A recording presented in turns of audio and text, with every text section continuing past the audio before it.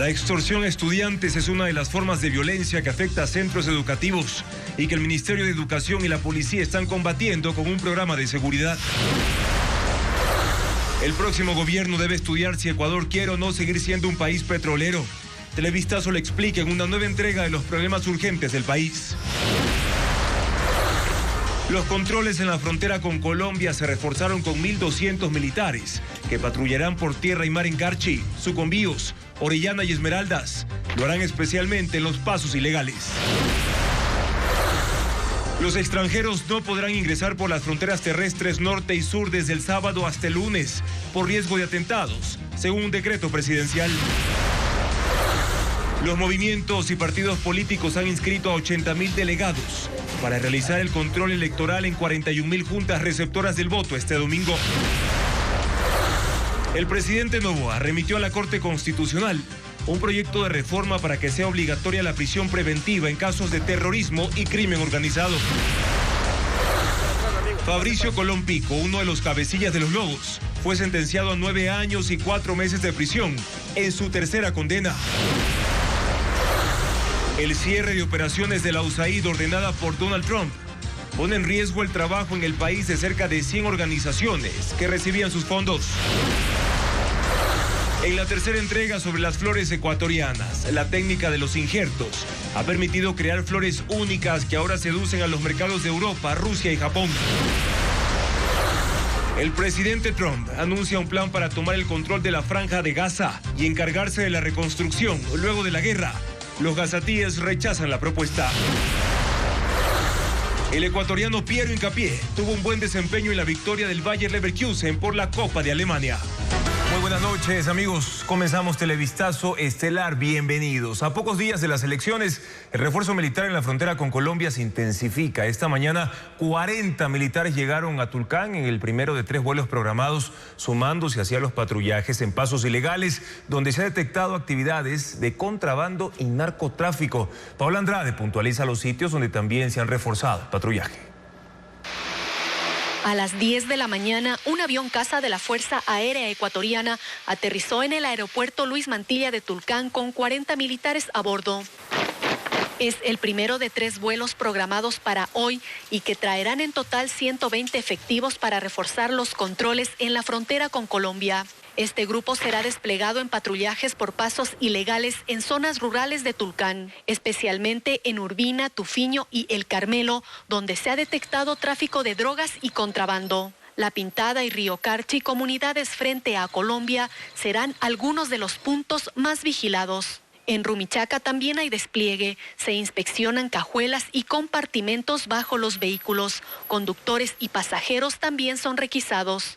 Orientados a localizar e impedir que grupos al margen de la ley, grupos de ilegales armados, grupos de narcotraficantes o grupos de delincuencia organizada puedan ingresar a nuestro país, alterar el desarrollo del proceso electoral. En Sucumbíos y Orellana, unos 1.200 militares han sido distribuidos para intensificar los controles a vísperas de elecciones.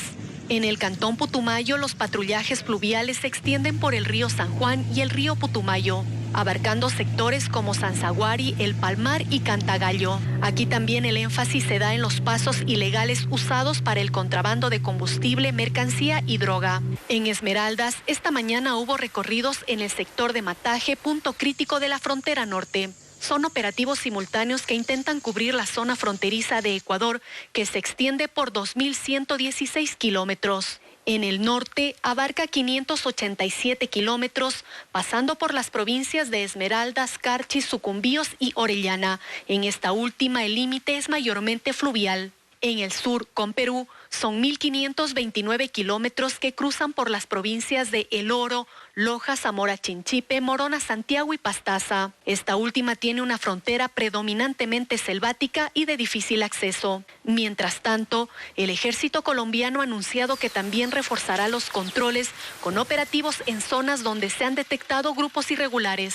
El GAO Residual 48, comandos de frontera, que delinque en el sector de La Bonita, El Carmelo, Santa Bárbara.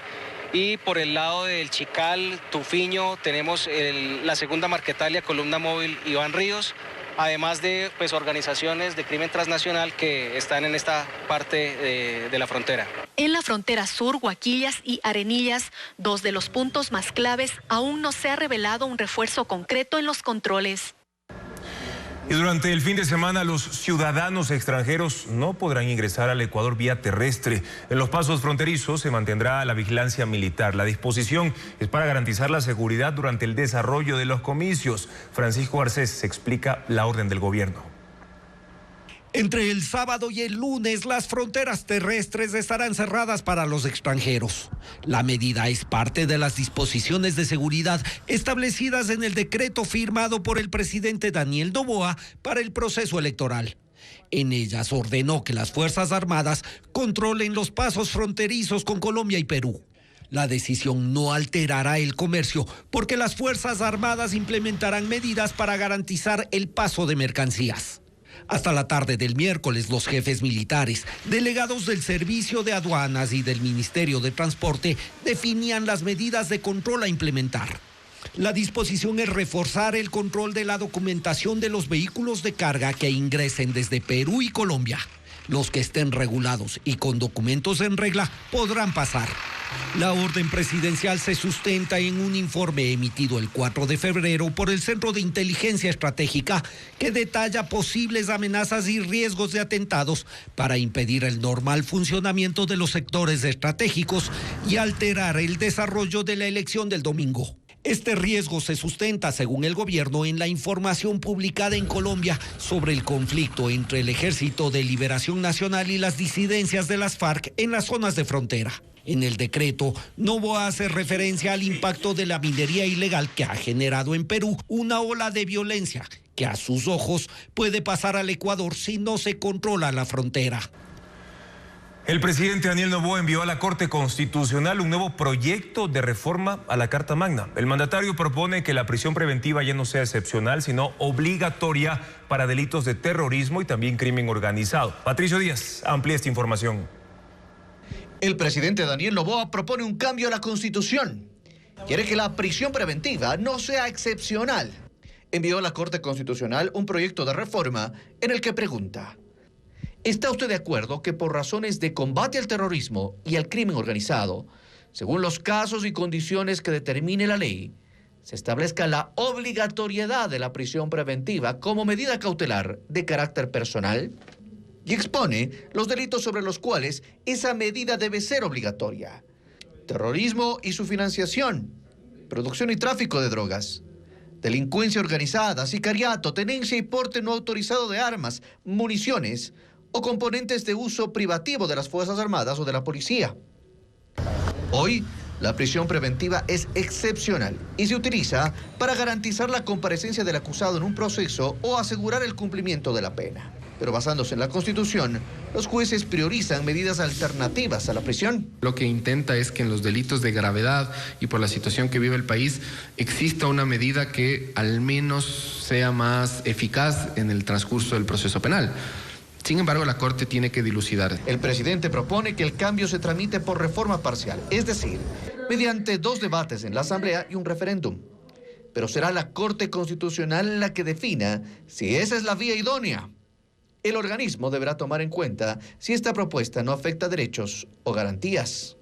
Pero el problema es que la Constitución y también la Convención Americana de Derechos Humanos, y lo ha dicho la Corte Interamericana de Derechos Humanos, señala que la prisión preventiva es excepcional y de última ratio. Entonces, esta es la tensión que la Corte deberá resolver. Y en caso de que la Corte Constitucional llegase a determinar que la medida que se quiere implementar es restrictiva de derechos, en este caso del debido proceso penal, la Corte Constitucional rechaza la reforma parcial, no da camino a la reforma parcial y dejaría salvo, de ser el caso, una eventual asamblea constituyente. Ya la Corte negó la propuesta del presidente para eliminar a los privados de libertad del grupo de atención prioritaria, porque a su criterio restringía derechos.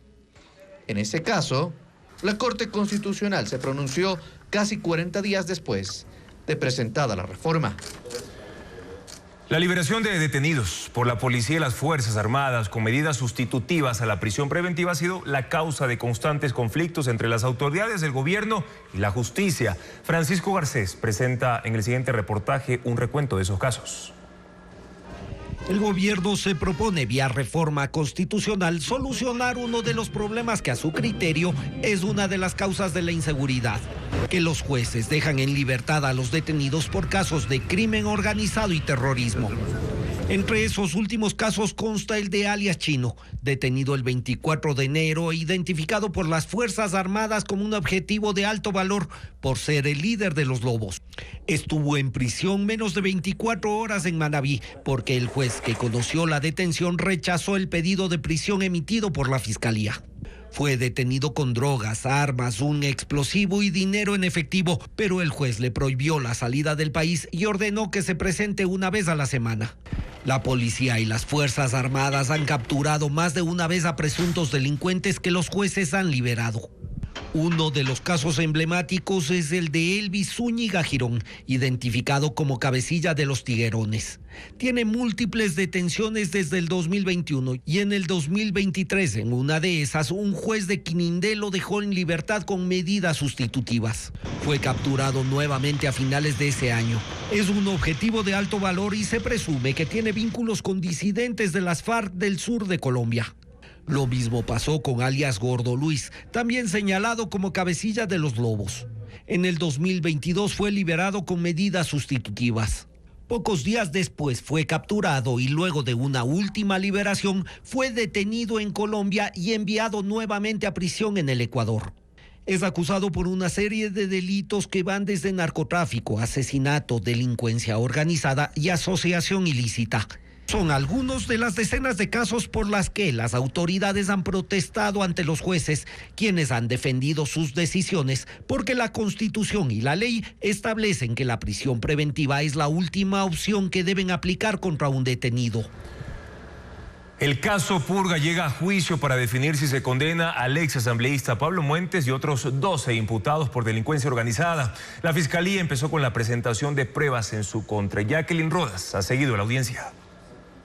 Este miércoles empezó el juicio del caso Purga. El tribunal dirigido por Daniela Camacho será el encargado de valorar las pruebas y juzgar al ex asambleísta socialcristiano Pablo Muentes y a 12 procesados más. Le digo al país que por fin se termina esta farsa. Si los encuentra culpables, la pena puede ir de 5 a 10 años de prisión. En su primera intervención, el fiscal Wilson Toainga dijo que va a probar que Muentes, la expresidenta de la Corte de Guayas Fabiola Gallardo y el ex juez Johan Marfetán lideraron un grupo de delincuencia organizada que manejó el sistema judicial de Guayas. Los acusados manipularon los sorteos de jueces y obtuvieron fallos fraudulentos, como el proceso del Banco del Pacífico que benefició al ex asambleísta con una indemnización de $4 millones, o gestiones a favor del líder de los choneros alias Fito, dijo el fiscal. El abogado de Muentes, en cambio, ofreció al tribunal probar que el caso Purga es una mentira, que se basa en el testimonio falso de Mayra Salazar. La defensa de Gallardo, en el mismo sentido, aseguró que la investigación fiscal es un montaje y que el testimonio de Salazar se negoció por $500,000. Luego inició la presentación de las pruebas. Son cientos de testigos, peritos y documentos de cargo y descargo, etapa central del juicio que tomará días o semanas. Empezó la Fiscalía con la lectura del testimonio anticipado rendido por Mayra Salazar en junio pasado.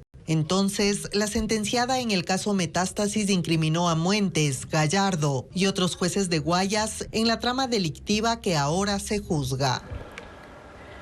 La propuesta del presidente de Estados Unidos, Donald Trump, de ocupar la Franja de Gaza y reasentar a sus habitantes en otros países genera rechazo en autoridades palestinas, pero además en las naciones árabes y muchos países de Occidente que defienden la creación de un Estado palestino. Solo el primer ministro de Israel, Benjamín Netanyahu, aliado de Trump, ha dicho que es una idea que debe tomarse en cuenta. Donald Trump habló de su plan de largo plazo para el futuro de la Franja de Gaza, que ha sido calificado como atrevido y hasta peligroso. El martes en la mañana decía que no podía garantizar que habrá una paz duradera y luego en medio de la visita junto al primer ministro de Israel, Benjamín Netanyahu, reveló su intención. The U.S. will take over the Gaza Strip Estados Unidos tomará el control de la Franja de Gaza. Será nuestra responsabilidad desmantelar las bombas que permanecen sin estallar, dijo. Deshacernos de los edificios destruidos y allanar el área para impulsar el desarrollo económico que genera empleos ilimitados y viviendas para la población. Imagina a la Franja de Gaza como la Riviera de Medio Oriente, un paraíso para los visitantes, pero insistió en que muchos gazatíes deberán irse de ahí. Creo que Jordania y Egipto los van a aceptar, dijo. Sé que han dicho que no, pero los van a aceptar, y otros países también.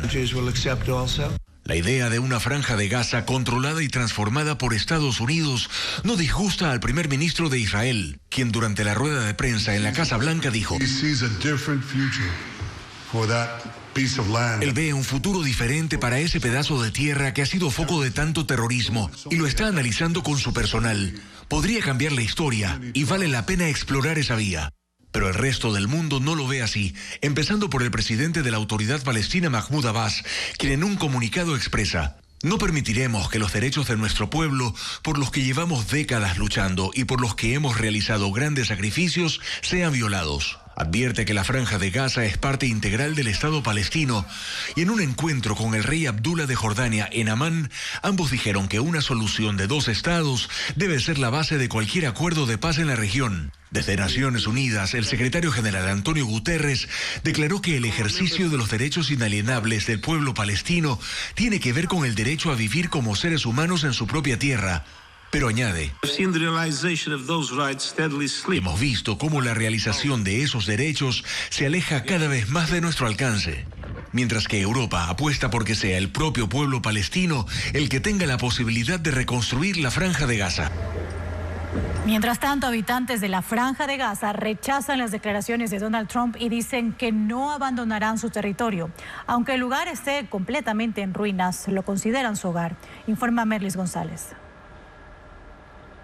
En una gran extensión de escombros quedó convertida el 80% de la Franja de Gaza, luego de 15 meses de incesantes bombardeos israelíes que dejaron más de 47.000 fallecidos.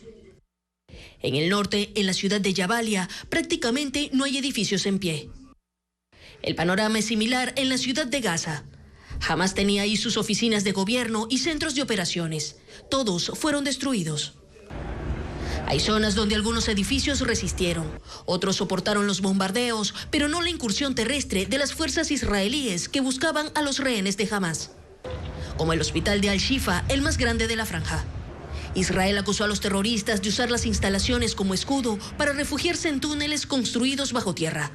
En abril lo sitiaron y lo desmantelaron. La destrucción se repite en todo el territorio, incluso en el sur, en Rafah, el lugar donde los desplazados creyeron que sería seguro. Pese a la devastación, 375.000 gazatíes regresaron al norte desde el lunes, en medio de la tregua temporal.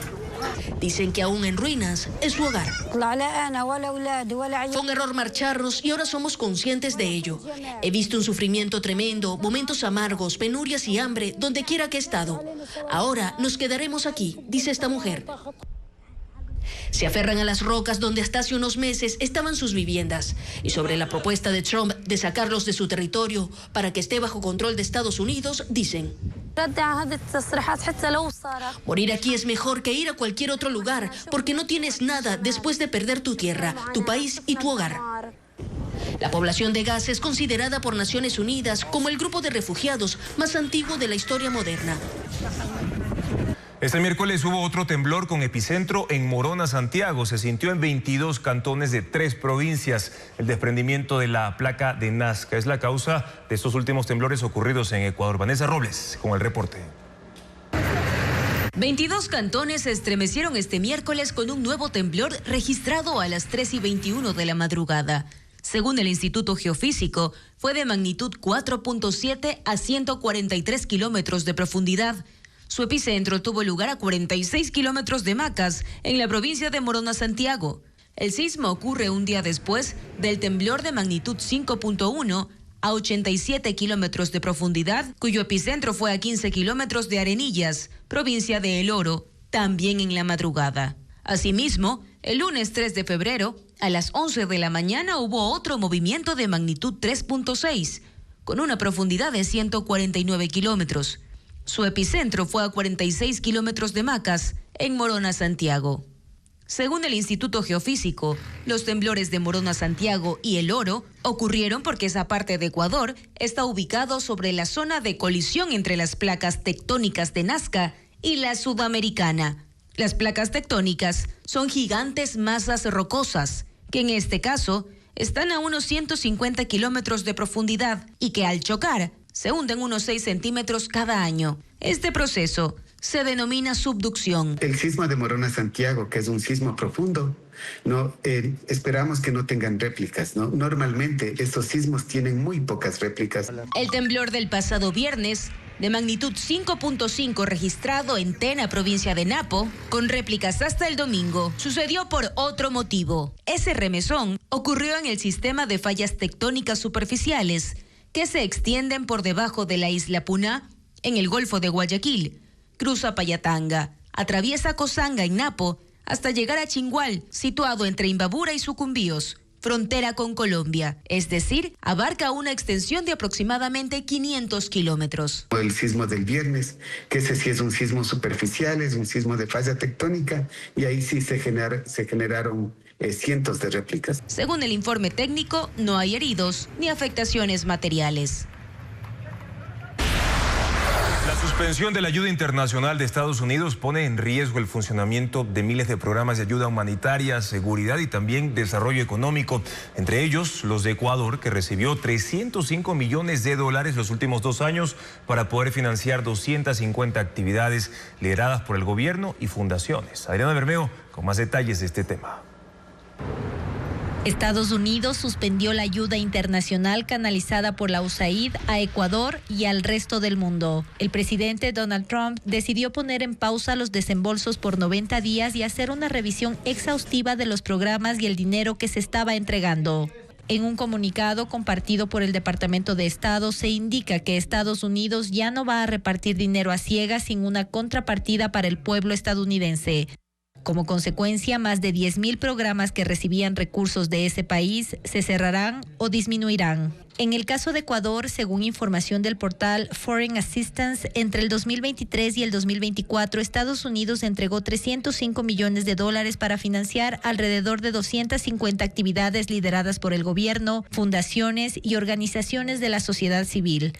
Más de la mitad de los proyectos, el 58%, está relacionada con paz y seguridad. Ayuda humanitaria, el 24%. Apoyo a programas, 6%. Desarrollo económico, 5%. Democracia y derechos humanos, 4%. Educación y salud, 3%.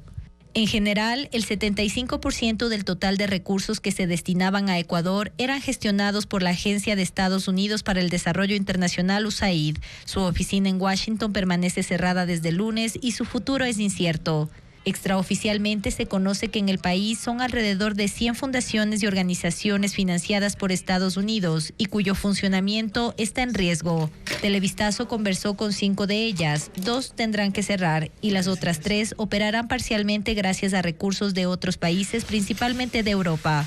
En el 2024 atendieron a más de 60.000 personas en condiciones de vulnerabilidad como trata y abuso sexual, también a la población LGBTI. Ecuavisa preguntó a Cancillería hace unas semanas si la ayuda de gobierno a gobierno en temas de seguridad también fue suspendida. Hasta el cierre de este informe no ha habido respuesta.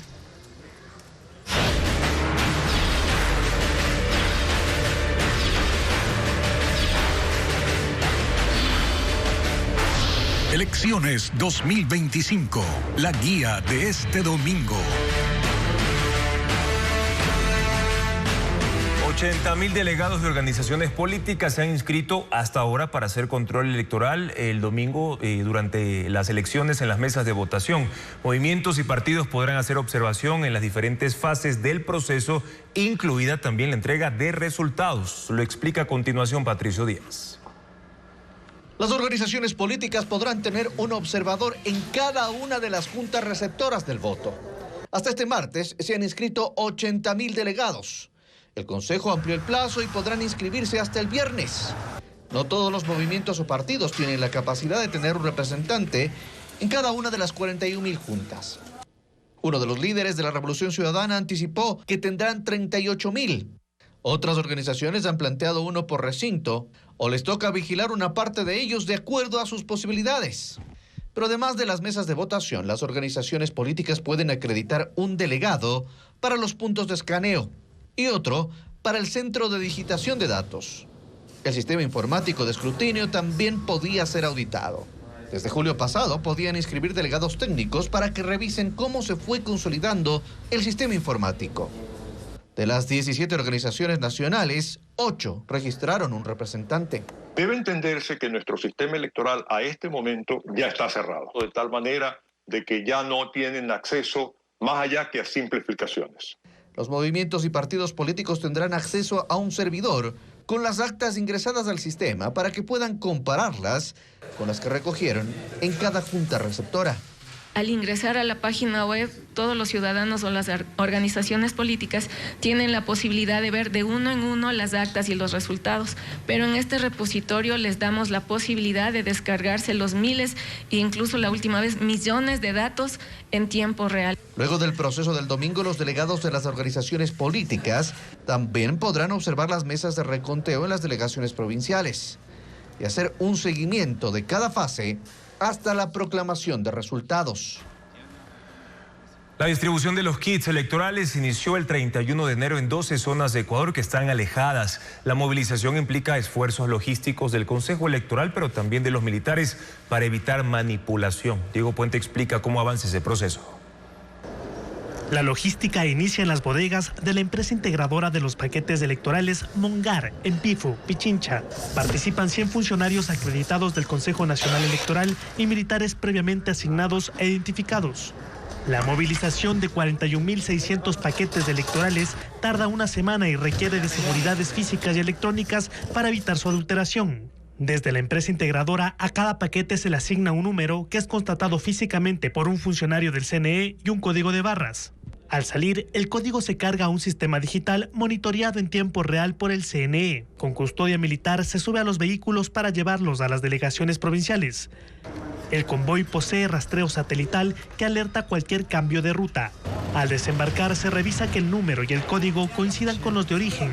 El material permanece en bodegas de las delegaciones provinciales con custodia militar las 24 horas hasta el sábado, cuando son despachadas a las juntas receptoras del voto. No sé, se van a llevar 20, 40 para un recinto y va a llegar un oficial, se le genera a través del sistema una lectura de códigos de barra del paquete y se genera un acta del mismo sistema de bodegas que nosotros mantenemos. El kit está compuesto por padrones, certificados de votación, escrutinios, actas de instalación, los biombos y urnas y esferos, cintas adhesivas, almohadillas, sobres electorales y calculadoras. Desde el 31 de enero empezó la entrega del material. La logística obliga a distribuir primero a 12 zonas de difícil acceso de Sucumbíos, Orellana, Pastaza, Morona, Santiago y Esmeraldas. Durante la semana se distribuyen al resto de provincias. El proceso cierra con la entrega de kits en Quito.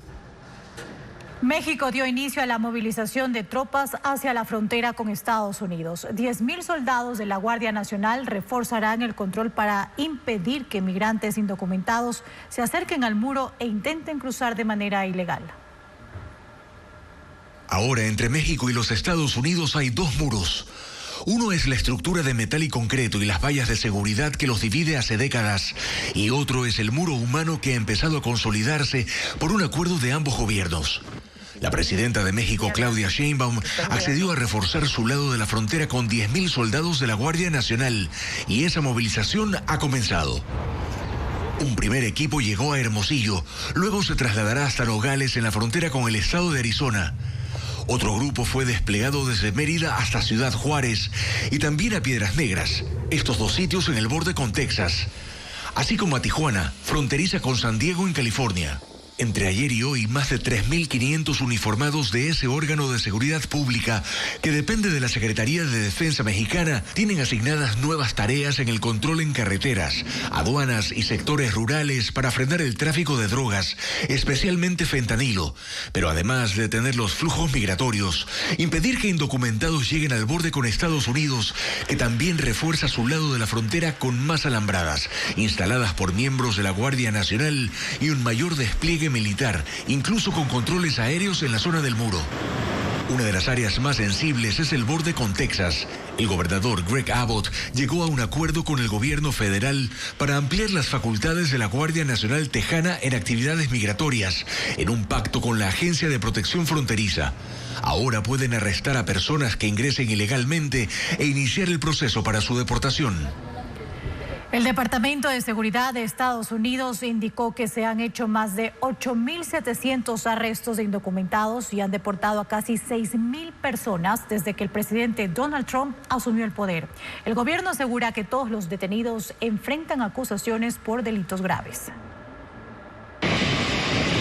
El plan del presidente Donald Trump contra la migración ilegal sigue en marcha.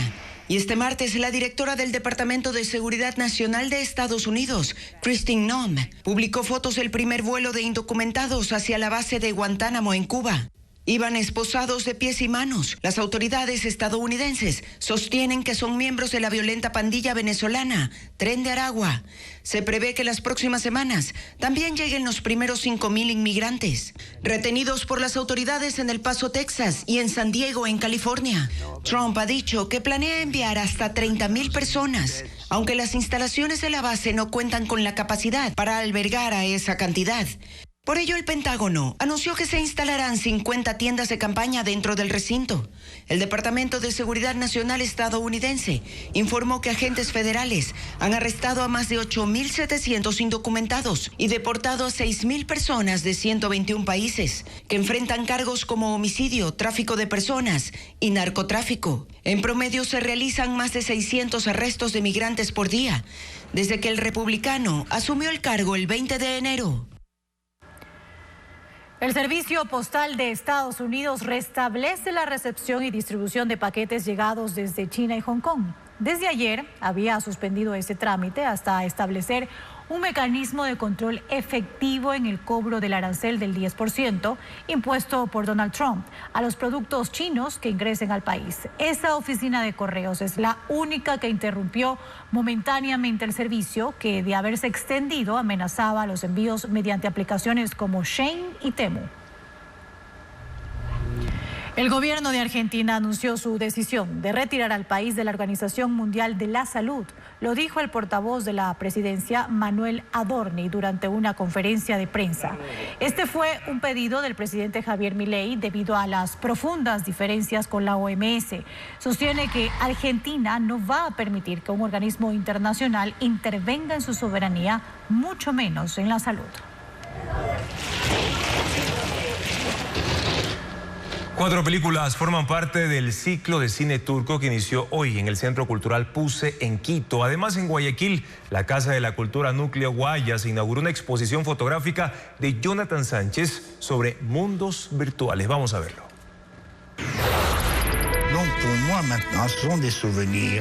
Un documental que narra la historia de diplomáticos turcos en Europa durante la Segunda Guerra Mundial, quienes arriesgaron sus vidas para salvar a numerosos judíos del Holocausto.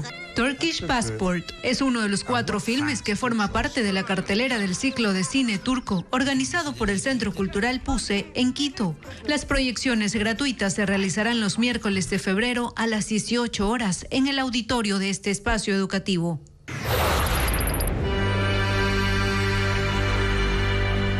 Obras que exploran el concepto de imágenes capturadas digitalmente en mundos virtuales de videojuegos. Backrooms Nivel 26 es una exposición gráfica de Jonathan Sánchez que se inauguró en la Galería de la Casa de la Cultura Núcleo Guayas. Las piezas editadas representan lugares construidos para ser habitados, pero que ahora aparecen vacíos, invitando a cuestionar su naturaleza y significado. La muestra gratuita estará abierta hasta el sábado 8 a partir de las 9 de la mañana. La psicóloga dijo con tono cercano, tranquilo, es trastorno electoral ecuatoriano. Una obra que combina la comedia, la poesía y la técnica del clown para sanar las diferencias políticas y donde solo rige el estado de excepcionalmente buenos chistes. ¿Los veganos también hacen vaca? ¿O prefieren otro término? Como lechuga.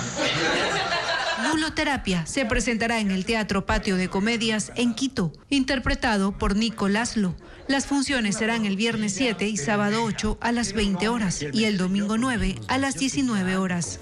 Y me dijo, Este viernes 7 de febrero al mediodía arranca la ley seca previo a las elecciones del domingo. Además, los ciudadanos tienen 3 alternativas para conocer su lugar de votación. Luis Alfredo Zúñiga informa sobre estos y otros servicios de cara a los comicios.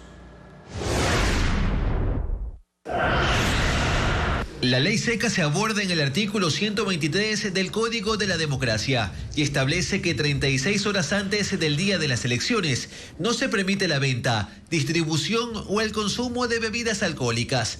Eso significa que desde el mediodía del viernes 7 rige la ley seca en el país y se extenderá hasta el mediodía del lunes 10 de febrero. Las personas que infrinjan esta normativa serán sancionadas con el 50% del salario básico unificado, es decir, $235.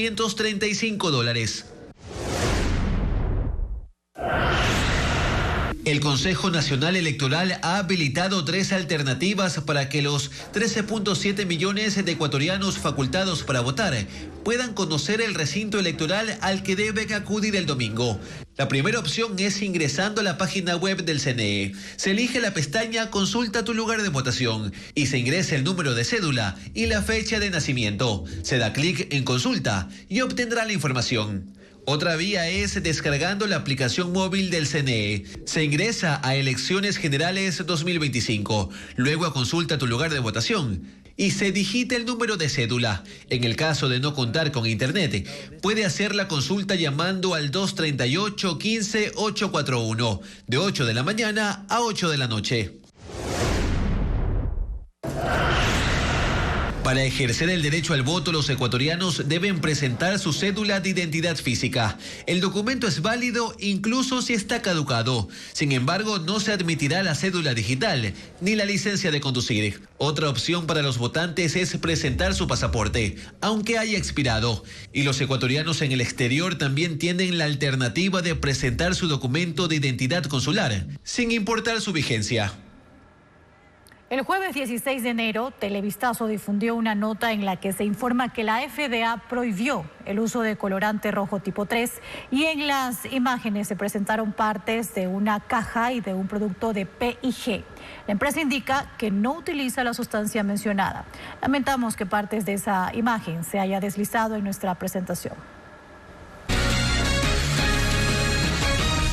La extorsión es otra problemática que se ha detectado en los centros educativos. Esto ha llevado incluso a que padres de familia organicen plantones. Los programas de comunidades educativas y seguras protectoras también del Ministerio de Educación y la policía busca prevenir estas y otras amenazas en escuelas y colegios. Carla Delgado con un reporte de los casos. Relatar que su hijo de 12 años fue víctima de extorsión en un colegio de Quito todavía le resulta doloroso. Lo hace porque no quiere que otro estudiante lo padezca. Le exigían $500 mensuales a cambio de no hacer daño a ella y a su esposo. Los extorsionadores, según ella, eran estudiantes de otro paralelo que decían pertenecer a una banda delictiva. De 45 años, mediana y mirada triste, la madre cuenta que su hijo solo entregó pocos dólares de sus ahorros. Él le confió su drama tras días de creciente nerviosismo que lo delató. Él está afectado, tiene ansiedad, tiene nervios, tiene bastante temor. Vi el teléfono de mi hijo que le había llegado una notificación de Facebook. Entonces ahí era de un chico que le decía que no se olvide que ese día tenía que llevar el dinero acordado. Otro caso de extorsión se dio la semana pasada en otro colegio, donde incluso padres de familia hicieron un plantón. El estudiante de 13 años se negó a vender drogas dentro de su colegio y le exigieron $1,000 para no atentar en contra de sus padres. Y lo más triste es que buscan a las personas más vulnerables, de pronto a las personas que no conocen bien de la situación o que de pronto pueden confiar fiándose de un amigo o de una amiga. En el Ministerio de Educación reconocen haber recibido en lo que va del año 2 denuncias por extorsión. Y agregan que hay un subregistro porque muchos alumnos temen contar lo que están viviendo. Esa cartera de Estado lleva adelante desde el año pasado el programa de comunidades educativas seguras y protectoras, junto a la Policía Nacional. Buscan prevenir la extorsión y otras amenazas en escuelas y colegios del país. Han priorizado 365 unidades educativas a escala nacional y las dividieron en riesgo alto, medio y bajo. En aquellas clasificadas en los 2 primeros rangos hay patrullaje presencial. La priorización se dio bajo ciertos parámetros. Como eje preventivo nos enfocamos en el tema de su entorno. El sector en el que están ubicados, las denuncias que existen en su entorno, el tema de violencia intrafamiliar también. El mayor número de centros educativos priorizados está en Guayaquil. Son 110. La Policía Nacional pide a los padres de familia estar atentos a señales que indiquen cambios de comportamiento en sus hijos y no tener miedo de denunciar todo tipo de amenaza en los distritos de educación. Y este miércoles los militares arrancaron los patrullajes en los puertos del país luego de la disposición del presidente de la República, ya que el bloque de seguridad maneja información de un presunto intento de afectar al gobierno, como lo informa a continuación Luis Alfredo Zúñiga. Luego de que el presidente Daniel Noboa dispuso el lunes la militarización de los puertos del país, este miércoles iniciaron los patrullajes. Al puerto de Esmeraldas llegaron 100 uniformados haciendo recorridos marítimos, inspeccionaron embarcaciones e hicieron requisas a cada uno de los vehículos que ingresaban a la terminal portuaria. También se hizo vigilancia con drones. Militares señalaron a Televistazo que no se afectará el comercio. Estamos verificando que todos los ciudadanos que están llegando en los diferentes buques y demás cuenten con toda la documentación que en regla, con todos los documentos que el país exige, de repeler cualquier acción que pueda poner en riesgo, pueda amenazar la integridad de estas infraestructuras. La terminal de Puerto Bolívar en Machala también está militarizada. Este miércoles llegaron al menos 70 uniformados de la Infantería de Marina, de la Capitanía del Puerto y del Comando de Guardacostas. El puerto de Manta en Manabí también tuvo presencia militar dentro y fuera de las instalaciones. Además, hubo uniformados en el aeropuerto de la ciudad. La Asociación de Terminales Portuarios Privados, ASOTEP, indicó que las operaciones en los puertos se ejecutan con normalidad y que hay estrecha coordinación con las autoridades. Mientras los representantes del terminal portuario de Guayaquil señalaron que este miércoles arrancaron los patrullajes internos y externos, luego de una reunión que mantuvieron por la mañana con las Fuerzas Armadas, en la que establecieron un plan de acción. DP World, que administra el puerto de aguas profundas de Pozorja, señaló a Televistazo que los militares también iniciaron los patrullajes en ese punto. Fabricio Colón Pico recibió su tercera sentencia, esta vez por tráfico de armas. Antes fue condenado por el secuestro del hijo de un capo esmeraldeño y por intimidar a la fiscal general del Estado. Fabiola Santana con los detalles. Póngase para atrás, amigo, póngase para atrás. Hay una nueva sentencia contra Fabricio Colón Pico. Un tribunal especializado en corrupción y crimen organizado de Quito lo condenó a 9 años y 4 meses de prisión por tráfico ilícito de armas. El delito se investigó a partir de su recaptura en abril de 2024 en una hacienda cacaotera de Puerto Quito. Ahí fue detenido con hombres armados, miembros de su organización Mafia Colón Pico, Célula de los Lobos. Ahora él, su hermana Ana María y 3 custodios fueron condenados y deben pagar una multa de $9.400. Esta es la mayor y última de 3 sentencias. Antes fue condenado a 5 años por intimidar a la fiscal general Diana Salazar y a otros 5 años por secuestrar al hijo del capo esmeraldeño Enrique Portocarrero, alias Chugo Porto, por una pelea de territorio en Esmeraldas.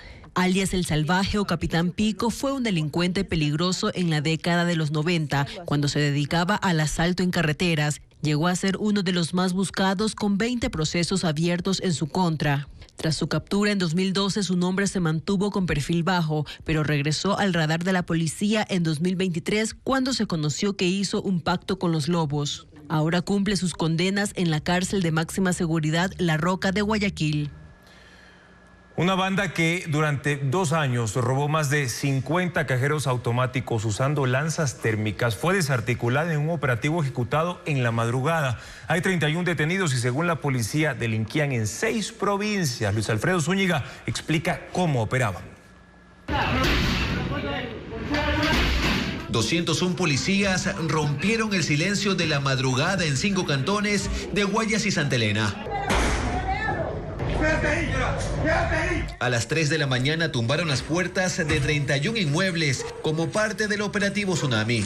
Los uniformados ingresaron a las viviendas, revisaron dormitorios, cocinas y salas y detuvieron a 31 sospechosos. Se trataba de una banda que, según la policía, robó más de 50 cajeros automáticos en solo 2 años, usando lanzas térmicas. Con su fuego empieza a derretir la superficie de los cajeros automáticos.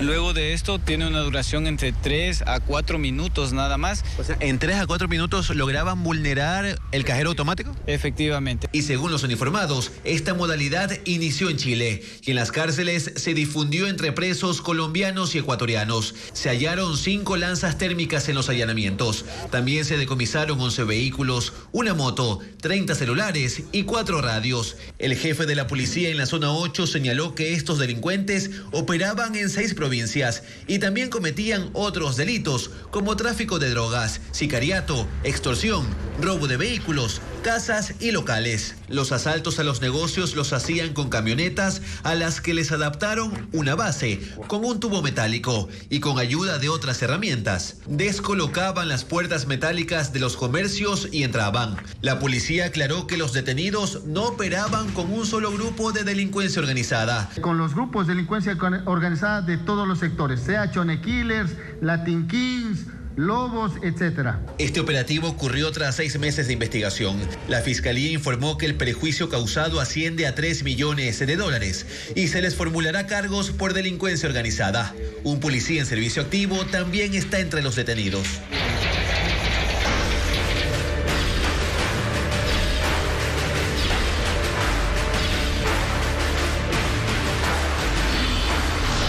Elecciones 2025.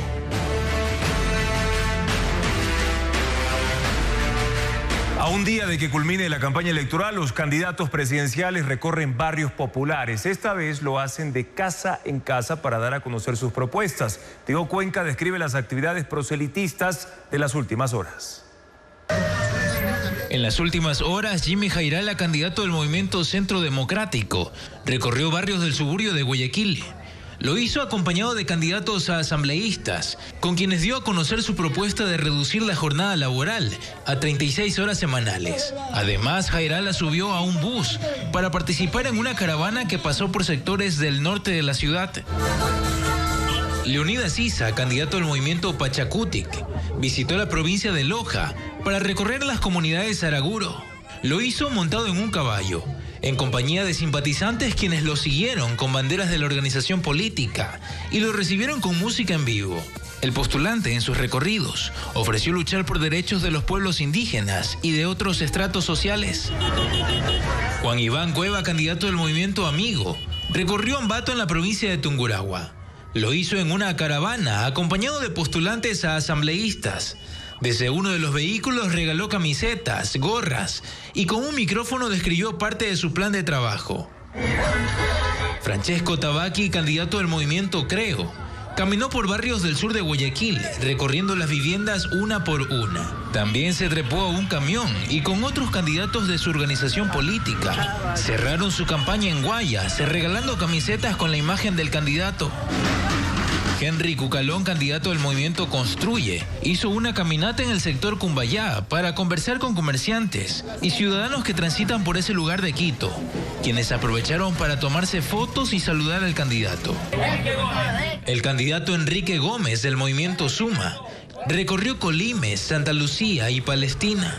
En esos cantones de Guayas, visitó tiendas, restaurantes y otros comercios para entregar su plan de trabajo y pedir el voto. También escuchó las necesidades de habitantes de los barrios populares de esas localidades. Andrea González, candidata del partido Sociedad Patriótica, PSP, arribó a Cuenca para participar en una caravana. También visitó Azogues y en una caminata recorrió el centro de ese cantón de Cañare. Incluso ingresó a uno de los mercados populares. En las últimas horas, Luisa González, candidata del movimiento Revolución Ciudadana, recorrió en bicicleta parte de la capital Azuaya y también estuvo en un mitin político. Esa tarde llegó a Santa Elena y a bordo de una lancha recorrió esa zona costera, en compañía de pescadores de la comuna San Pedro. Henry Kronfle, candidato del Partido Social Cristiano PSC, a bordo de un camión participó en una caravana que recorrió el Cantón Durán. Estuvo acompañado de simpatizantes que vestían los colores de la organización política, quienes también asistieron a escuchar el discurso de Kronfle, donde ofreció recuperar la seguridad, la educación y el empleo. Jorge Escala, candidato del movimiento Unidad Popular, esa tarde en Guayaquil se subió en una camioneta para recorrer el suburbio, el norte y el sur de la ciudad, para tomarse fotos con la gente y pedir el voto a 4 días de las elecciones. Y los candidatos a la presidencia de la República agotan también sus estrategias digitales en el penúltimo día de campaña. Aquí un resumen de lo que han publicado en sus redes sociales. Top 3 de cosas que no sabías de mí. Tal vez un poco tarde para pensar recién en darse a conocer. 2. He instalado más de 20 megavatios. Pero la verdad es que la campaña todavía no se termina. Terrorífico. Así que cualquier cosa que funcione en redes para llamar la atención sigue siendo una opción válida para los candidatos. Andrea González usa la inteligencia artificial para convertirse en una superheroína. Luis Felipe Tillería sube a la tarima y baila en Riobamba durante el cierre de su campaña. Esta es nuestra lucha por la vida. Y hablando de cerrar campaña, hay candidatos que hacen reflexiones. Porque sin duda ninguna nos falta plata para hacer la campaña. Somos la campaña más pobre de todas. Sí, me ha molestado bastante. Porque prometen que después del cierre habrá cuentas por ajustar. Sea cual fuere el resultado, yo voy a hacer una auditoría de las encuestas. Y aunque falte tan poco para el cierre, nunca es mal momento para insistir en las propuestas.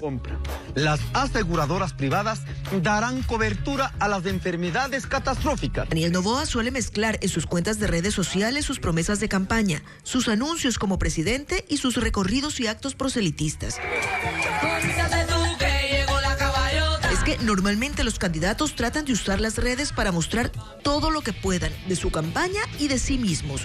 Luisa González, por ejemplo, hasta cuenta chistes. Este domingo 9... Francesco Tabaqui es más directo. Tabaqui, presidente. Que lo importante es convencer a la gente para conseguir el voto. Y para eso queda apenas un día nada más. Miren, muchachos. Miren.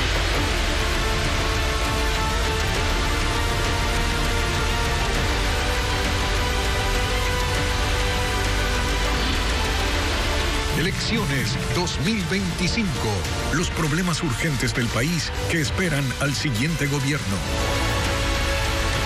ChatGPT tiene un nuevo botón denominado Razonar. Ofrece respuestas más desarrolladas para responder consultas relacionadas a ciencia, ingeniería, matemáticas y tecnología. Además, se abrió el primer centro de entrenamiento de robots humanoides en el mundo. Está ubicado en Shanghái, China, como nos cuenta Ana María Palacios. ChatGPT tiene un nuevo botón denominado Razonar, ubicado en el redactor de mensajes.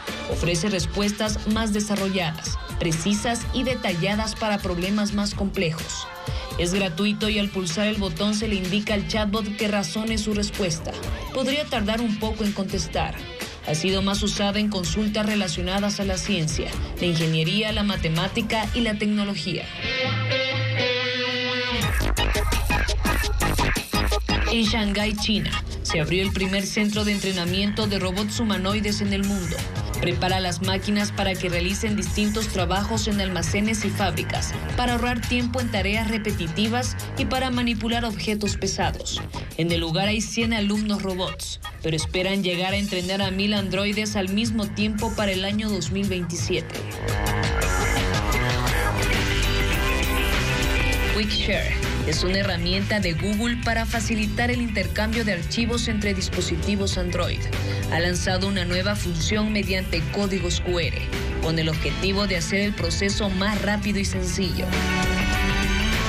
La supermodelo brasileña Gisele Bündchen, de 44 años, da luz a su tercer hijo. Es el primero con su novio Joaquín Valente. También tenemos información de Elton John y Ozzy Osbourne. Además, Jerry Rivera estrena la salsa Volver a Enamorarnos para dedicar en este mes del amor y la amistad. Más detalles de las noticias del espectáculo con Ana María Palacios.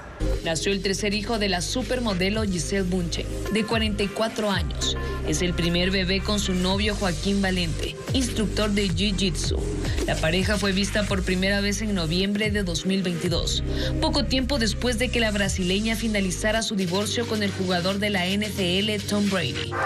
Después de 20 años, el cantante británico Ozzy Osbourne se reunirá con los integrantes originales de la banda de heavy metal Black Sabbath para su último concierto, que será el 5 de julio en el estadio El Villa Park de Birmingham, en Inglaterra.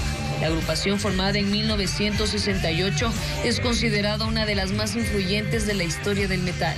El cantante venezolano Lazo y Hash lanzan la balada romántica 5 minutos más, una fusión de pop, vals y rock. En el tema relatan un diálogo entre dos personas que, después de compartir una noche juntos, enfrentan el dilema de avanzar en la relación amorosa o detenerse. Volver a enamorarnos es la nueva canción de Jerry Rivera. Según el puertorriqueño, este tema al ritmo de salsa es para ser dedicado en este mes del amor y la amistad. Rivera quiere que las parejas recuerden los motivos por los cuales decidieron estar juntos y casarse. El artista continúa celebrando 35 años de trayectoria.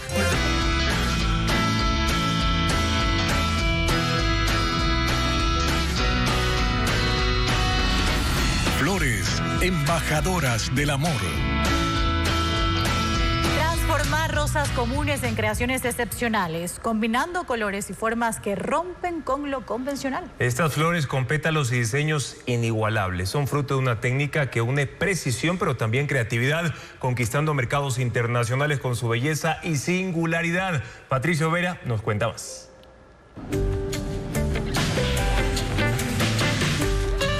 La floricultura ecuatoriana ha convertido el injerto en su mayor obra maestra. Rosas que no siguen patrones, sino que crean otros nuevos, capaces de enamorar con un solo vistazo, con pétalos de colores intensos, formas inusuales y tallos resistentes a diversas condiciones climáticas.